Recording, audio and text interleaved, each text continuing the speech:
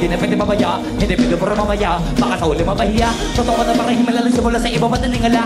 Matay ko po din ang napakatuwa. Diba na bayaw ko lang na diba na kinabinabano. Marami pa nagdududa, pero ko lang sa inuuna. Ngayon ko naman nabubuka, tumutubo na. Pagkarami ko nakukuha, pero di pa rin nalulula. Sa ugali wala pa rin binago.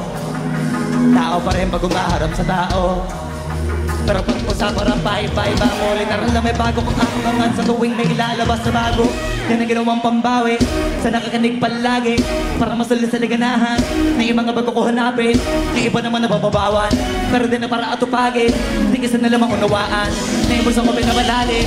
Kahit papaano naman naganap ako paunti-unti. Gumalaw ng pino, hindi maitatanggi. Iba din na laking munti, tila may anting-anting sa galing ni malayo ko tinga naging kambing sa gabi ng hinain na putahe. Pwede akala malaking gantin. Yung iba nakalata na sa mga nagtaglaka, nagiging malala, bigla lalabang pabalik at sa pinasa.